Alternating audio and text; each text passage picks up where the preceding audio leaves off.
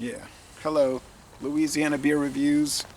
We have a new beer, 2021, from Samuel Adams, Boston Beer Company. It's called Reunion IPA. Holiday hoppiness. Why would they call it Reunion? I guess at the holidays you have get-togethers and you hadn't seen people in a long time. You have a reunion. Possibly. It's 6% alcohol and it's 40 IBUs. Low IBUs. It's got this foil gift wrap paper design. You notice all of them, like that holiday wrapping paper. Yeah. It's certified kosher, and I bought this at Walmart, and it was like $16.48 for the 12-pack. And the good thing about the 12-pack this year, you got 6 flavors, 2 bottles each. Yes. Of course, they're gonna put the Boston Lager in every variety pack. It's not a bad beer. No, but I mean they're gonna always put that. So you have. Well, the good thing about this variety pack is that every beer is good. You tried it yourself. Yes. So sometimes you get these variety packs and they'll put something weak in it, because they can't sell it. You can always tell because it's the ones where you get 4 and then you get 3 of them and you're sitting on 3 and you're like, great, thanks. I didn't really want this one that was going to be subpar. Oh, you think they dump them in a variety pack? Why wouldn't they? Oh, like they tried selling it and people didn't like it. The feedback was bad. I don't know exactly what the premises are, but yeah, I think some of these companies put low sellers in them. I don't know, but it seems like a good idea. For instance, not to call anyone's out, but St. Arnold did that one year. They put 2 subpar beers in a 12-pack. Yeah. Yeah. So it was pretty disgusting to get that 12-pack. Yes, one of them wasn't even called St. Arnold beer. It's called something else. I forget the name of it right now, but it was, and it was some super light beer. It was no good. Huh. Well, one thing I noticed that they saved money on was all the varieties have the same cap. Why not? So they save money on that. There's no difference on the caps. It's blue or the orange. These trim. companies are all looking to save money. Yeah. So anyway, enough of that. And then charge us more. Somebody's going to pay for that stimulus. I can remember when Samuel Adams beers used to be like $13.49 a 12-pack. Remember? Yep. Then now it's 16. You'd be lucky to get it How for much less. did you pay for yours? $16.48. $14.99. What? $14.99. Where?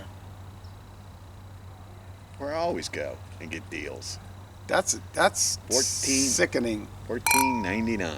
Well, thanks for making me feel bad. This is a. Because you paid what? $1.50 more? Well, yeah.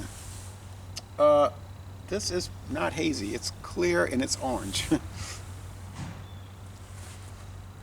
Clear orange, and it would have a thicker head. And it doesn't smell like an IPA, which is strange.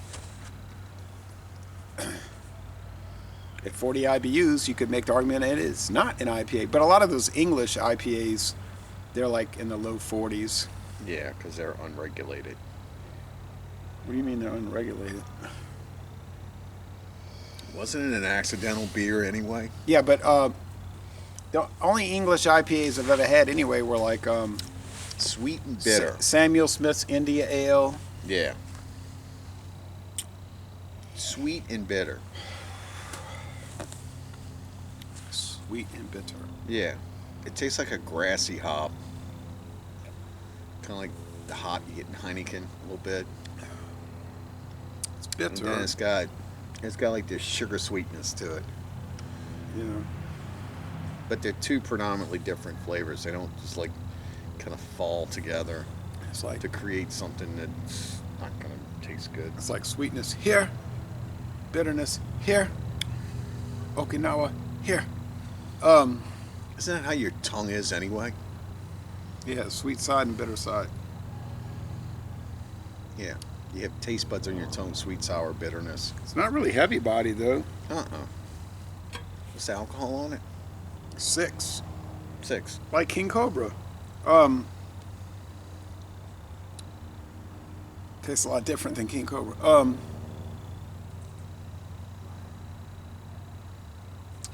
Well, To me, when I did my solo review, I don't think I posted it yet. I might have. I said something like, to me, it's more like a pale ale than an India pale ale. And if it is an IPA, it's more like an English. It don't even taste like a pale ale to me. It tastes more like Pilsner that somebody hyped up. A Pilsner? Yeah. Yeah, like Great Wrath. We were talking about them earlier. Pilsners are more bread and grass. This is more like a... This okay, is let me try dancey on your tongue carbonation. There's some sweetness going on, and there's hot. It's a hot bitterness going on, but it doesn't taste like an IPA. No. There's a breadiness, but there's a mango note. Mango, which is what chutney is made from, and chutney is an English jam. It's crisp. I don't know. This is a strange beer. Yeah. The ones I miss from Samuel Adams is the Rebel IPA and the Rebel Rouser. Oh, those were so rough. You'd ever had that Green Label Rebel Rouser? I had it. Yeah, I had it. It's like drinking a buzzsaw. It's going on. Oh, I enjoy getting cut. Ugh. Yeah. Ugh. Don't get me wrong. I love IPAs, but man, you got to make them good. You can't just make them crap-ish. Well, you must be with the people that won the argument because they no longer make those products, to my knowledge. I liked them. You know what beer I miss from this company is their Boston Ale. Remember they used to have something called Samuel Adams Boston Ale, had like a bulldog on it. Yeah. That was their fantastic beer, but boy, I hadn't seen that in so long. You may never have had it. Well, this is an interesting IPA. You know what? I go back on what your analogy, what you were saying first, that you think this is an English style. I think you're right. I've had the English style IPAs, and this is very, very close to that. As a matter of fact, we did a review one time. Was it the IPA from Oscar Blues that we did? And we were both like, this is not any good. And I said, well, wait a minute. I said, this is an IPA. This is English style. And the more you taste it, and the more we were throwing that around, the more we both agreed that this is an English style recipe. This kind of is, but the ale side of it is kind of real light. That's why I said it's like Pilsner. It's like really like dancing on your tongue. I need to go back. I need to find Samuel Smith's India Ale. And there was one that they sold at Dornex years ago. It was called Coniston Bluebird India IPA. And they had a Coniston Bluebird. And yeah, it was this is a non-American IPA. Hopped. It says this is an English style. That's why it's tasting like it is. I'm trying to think it was the last time we had one that was an English style. I don't know. I want to say it was Oscar Blues put one out that we tried. There used to be a company called Shipyard around here that made an English style IPA. Shipyard IPA, but boy, it's been so long since I've seen their beers, except for Pumpkinhead. They sell that here. All right, well, anyway, it's time for the review to end and to give a score. I'm going to score it on what I think it is. I think it's an English style IPA. Low bitterness. It's probably 3 out of 5 hop cones, if that. And yeah, it's a very light cubes. Styled IPA. It's if light. That's what they were going for, great. You did a real good job. I don't know. There's nothing wrong with the beer. It's a well-made beer. Again, if it's English style, I think that's where it is. Then we can call it an IPA. It's just light on bitter and light on alcohol ish a little bit. I'm gonna give it an A. There's absolutely nothing wrong with it. Just gonna give it a good mid-range, like a 92. A-. I wish they would call it a pale ale, but I'll go with about 93. I mean, I could get used to drinking this. I could drink it a lot and be used to it and enjoy it. But if you're used to drinking all these recent 8% double IPA hazies, it's going to taste nothing like those. No. Really, it would taste like you would say, if that's all you know for IPAs, of those, you would say this is not an IPA. And if all you knew was this, the English style, and you drank those, you'd say, well, what is this crazy thing, you know? So I've been getting some interesting hazy DIPAs from Baton Rouge lately.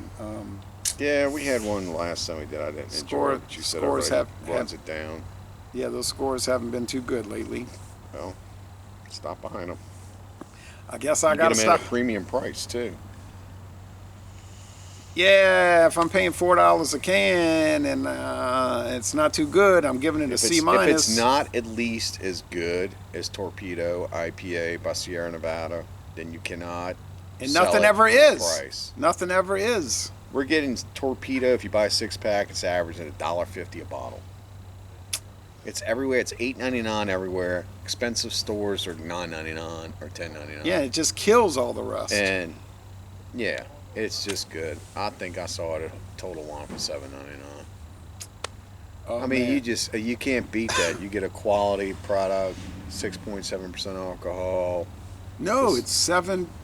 Is it? It's 7.5, right?